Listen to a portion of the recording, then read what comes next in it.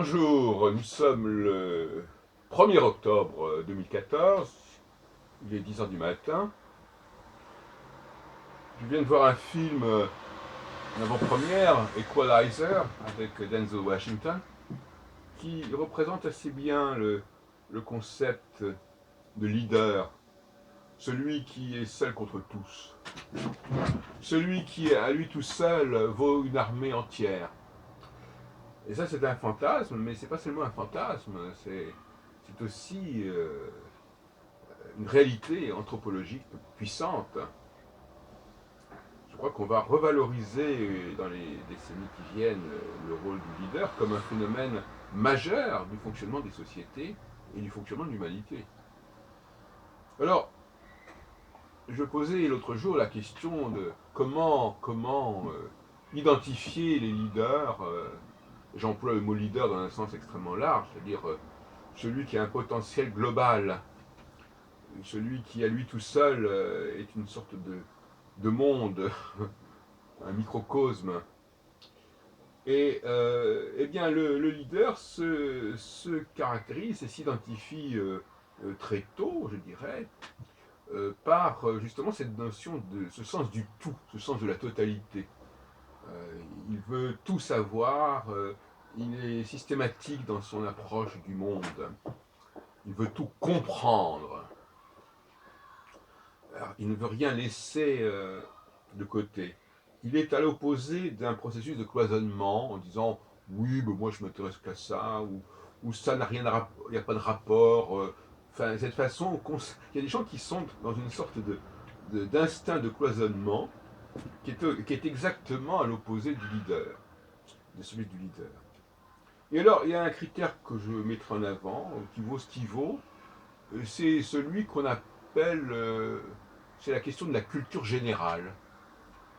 Justement, la culture générale, on s'aperçoit qu'il y a des gens qui sont au courant de tout, qui s'intéressent à tout, auxquels rien n'est étranger, qui ont généralement un certain goût pour les langues étrangères, justement, qui ne veulent se mettre à l'écart de rien.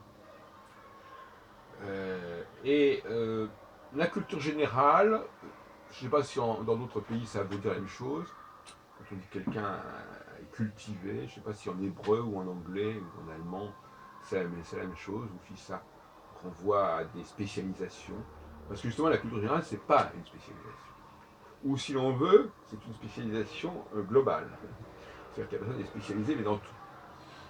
Et c'est-à-dire qu'elle a réfléchi sur tous les sujets, et elle a une réflexion approfondie sur tous les sujets. Elle ne s'enferme pas dans un sujet particulier. En tout cas, même si elle le traite, ça n'est absolument pas exclusif. Et la culture générale, c'est un phénomène assez mystérieux, parce que justement, on se demande quelle en est la motivation, quel en est le processus, mais les faits sont là. C'est un ensemble de connaissances, souvent très diverses, sur des sujets extrêmement variés, et qui donne à la personne en question un bagage global assez impressionnant, et on peut mesurer quelque part ce coefficient de culture générale par des tests divers qu'on connaît bien, qu'on trouve d'ailleurs dans des jeux comme Trivial Pursuit, comme Question pour un champion, etc. Enfin, ce sont des jeux qui mettent en évidence un certain profil de personnalité, et en même temps l'inverse, tout simplement. On voit dans certains jeux où des candidats ont été recrutés de manière un petit peu fantaisiste, des gens qui ont des lacunes absolument colossales, géographiquement, historiquement, culturellement. Ils ne connaissent que des bribes. Ils n'ont pas une approche systémique du monde, au niveau de la culture, au niveau du savoir. Ils ne relient pas les choses entre elles. Et en dehors de leur créneau, ils sont perdus. C'est d'ailleurs l'image, j'emploie souvent cette image qui est un petit peu malheureuse, l'image de l'aveugle ou de la personne qui a appris un rôle et puis qui, en dehors du lieu qu'elle connaît, où elle sait à peu près circuler même sans regarder, ou du rôle qu'elle a appris et en dehors duquel elle n'a plus grand chose à dire, euh, on a là effectivement des gens qui se révèlent complètement cloisonnés et qui ont d'ailleurs une certaine indifférence à leur situation. Je trouve que c'est normal, qu'il n'y a pas de raison de s'intéresser à des choses qu'on n'a pas vécues, où on entend souvent cette réflexion, ah mais j'étais pas là à l'époque, c'était pas de mon époque, ou c'est pas mon domaine, je sais pas quoi. Cette façon comme ça de cloisonner, qui est tout à fait le facteur éliminatoire, je dirais en certaine manière. Parce qu'en fin de compte, on pourrait dire paradoxalement qu'on peut repérer les leaders en éliminant ceux qui ne le sont pas. Ce serait évidemment un gros travail, mais c'est peut-être encore plus évident que l'inverse.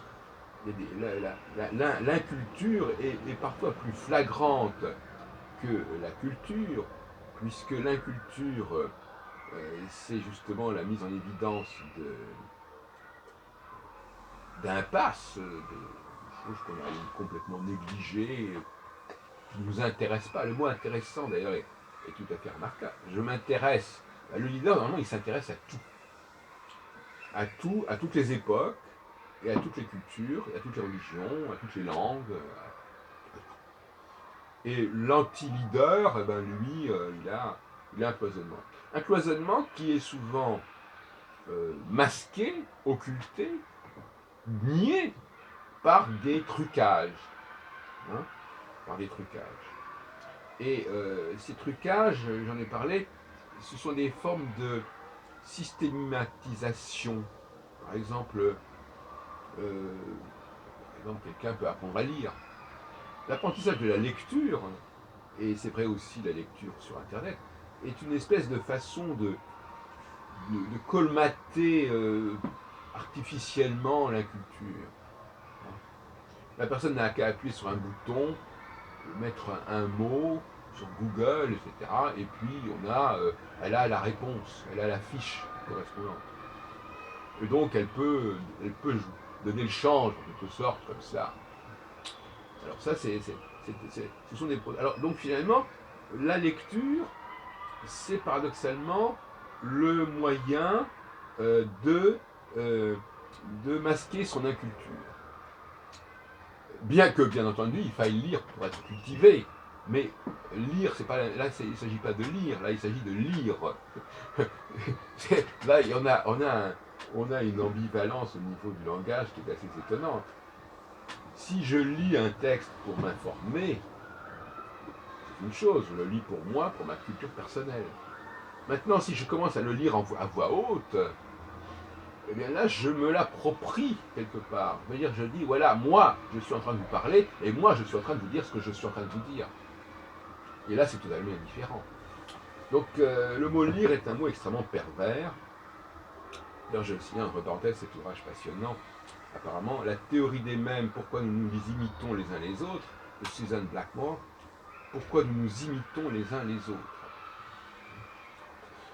Et il est évident que le mimétisme, la lecture est un vecteur majeur du mimétisme. Apprendre à lire, ça veut dire apprendre à s'approprier. Mais au fond, bon, il est évident qu'on peut très bien débusquer et démasquer ce genre d'expédient.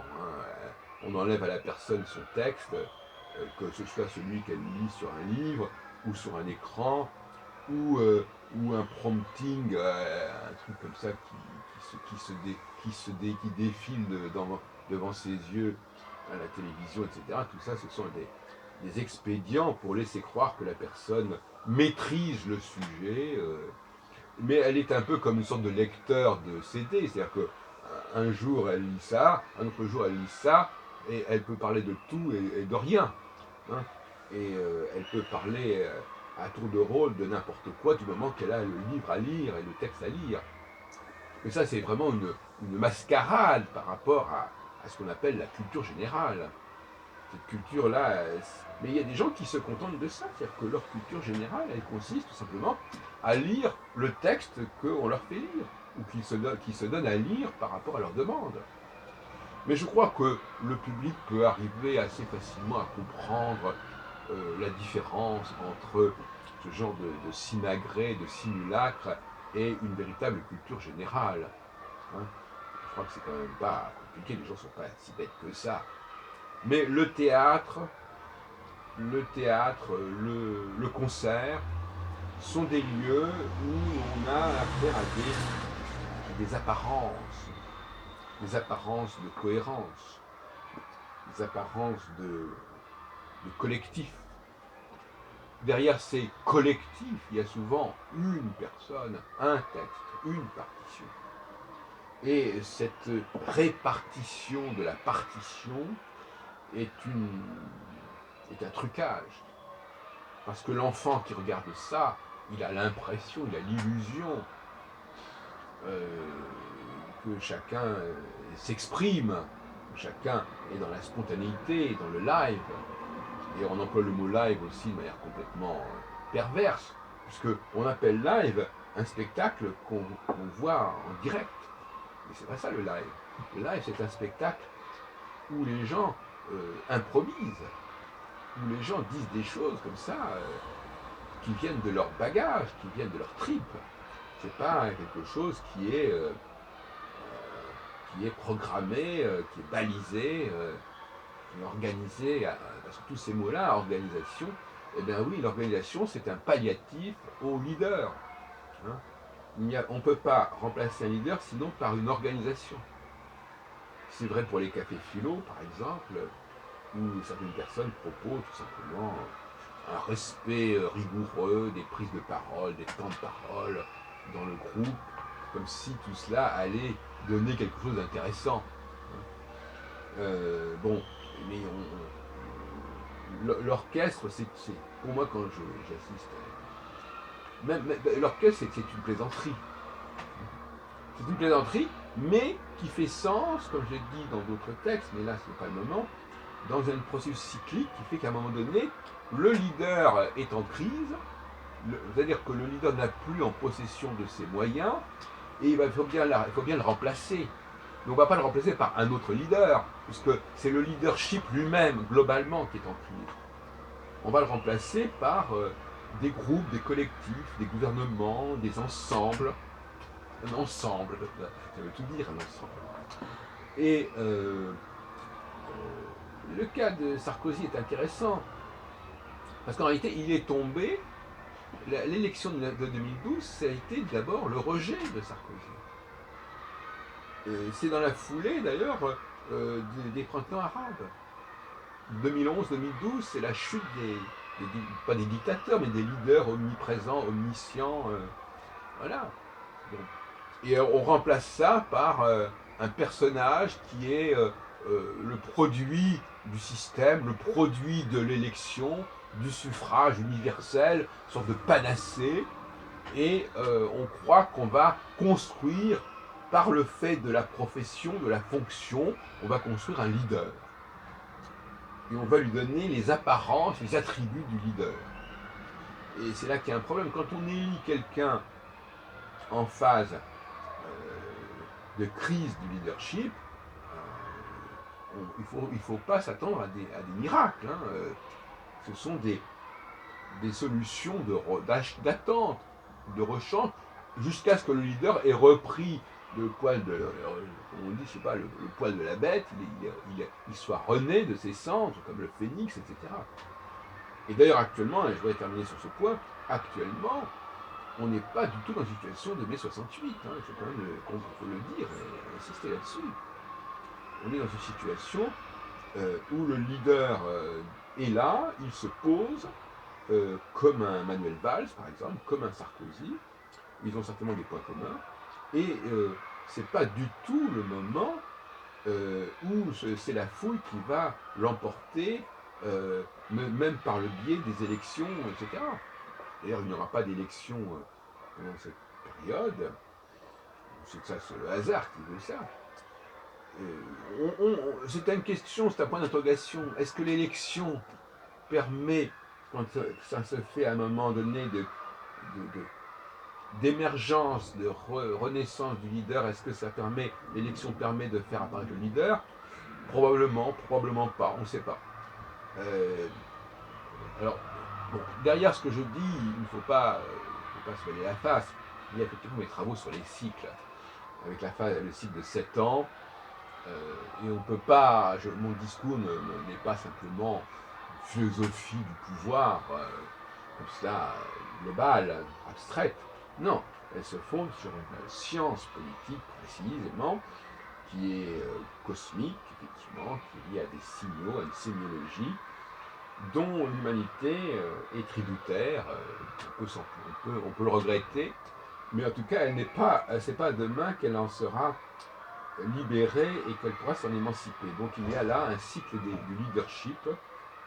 Je préfère le mot leadership à leader parce que les leaders obéissent au même cycle, tous autant qu'ils sont.